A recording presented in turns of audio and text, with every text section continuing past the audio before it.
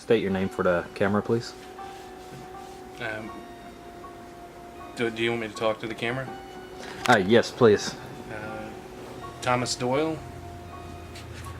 Alright, Tommy, you are one of the survivors of the infamous night that Michael Myers came home. Would you like to talk about your experience?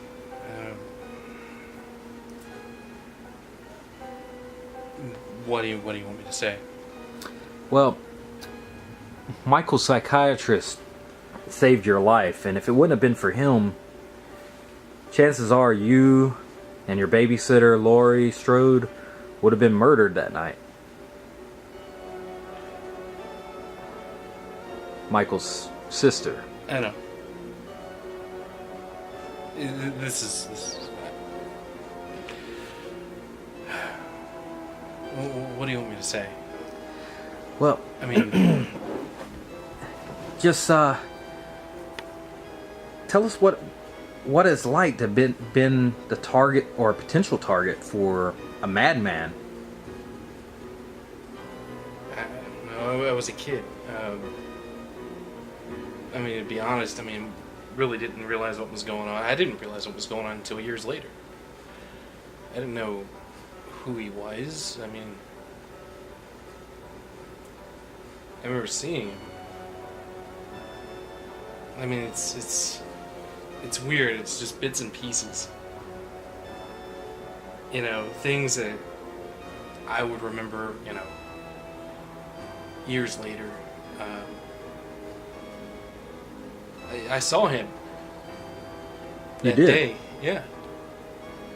Right outside of my school.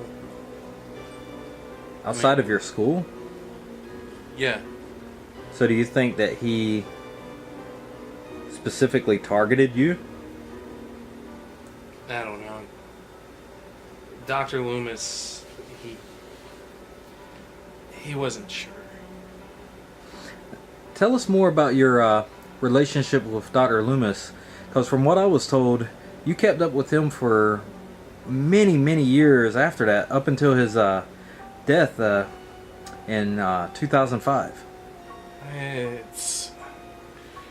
It's not like, it was like some little kid, going to see a doctor. Sorry, this camera's kind of weird. I'm not really used to this. That's okay. You're doing fine.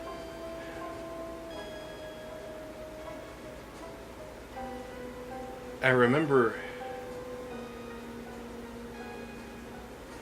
the first time I saw him, I ran out of that house. Laurie got us out.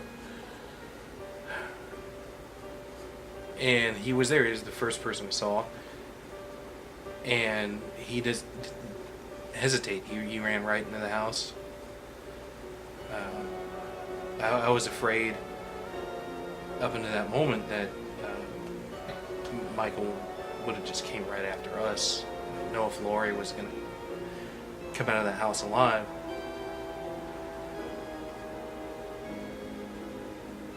And I guess people don't understand. It's like, it wasn't until later. I was maybe 16, 17, and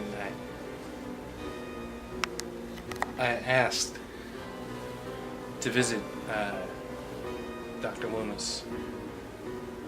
Now, when you say visit, you're talking about at the asylum that he was committed to. Yeah.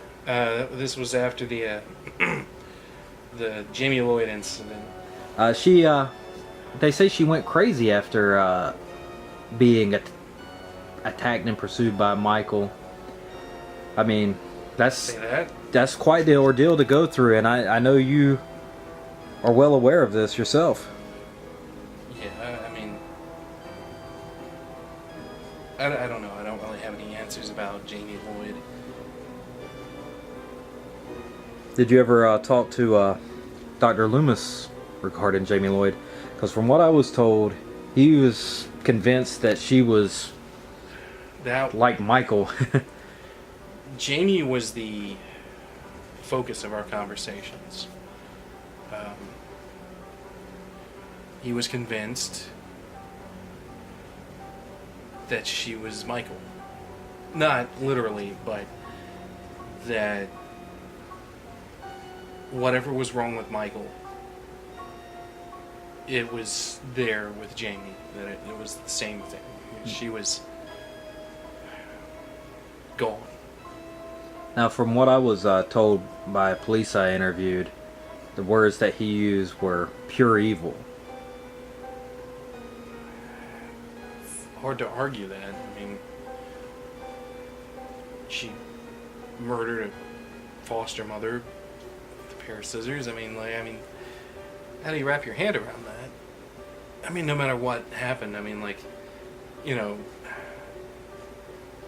given, I mean, and you're not the first reporter to make the connection between, you know, my experience and Jamie's experience. Something happened. Or maybe it was there all along. Loomis thought it was there the whole time. And I thought he was crazy for it. Now, how do you respond to everyone saying that he's crazy? Because, I mean, I got to be honest, but you have to agree that what he says seems a little crazy. I mean, for a man that's supposed to be a psychiatrist, using words like pure evil. Look at it. This is a man who was handed the care of a little boy who murdered his sister. And he did his duty. He did everything he could. And he came to a realization there was something missing. Soul, maybe. And people thought he was crazy then. He said, you know, Michael is dangerous. He would do what he did again if he got a chance. And he was right. He was 100% right. They didn't believe him then. I mean, they certainly didn't believe him with Jamie. I mean, who knows? I mean, she could die at the age of 80 in Smith's Grove, having never spoken another word or hurt anybody else. But I don't think he was crazy. At the very least, I think it was worth listening to him. He was right about Michael. Now, I believe that he told several of the orderlies that he believed that she would escape the same way that he escaped back in 1978. Look, I can't say everything that was going on in Sam Loomis's mind. It's just that his caution, it was understandable.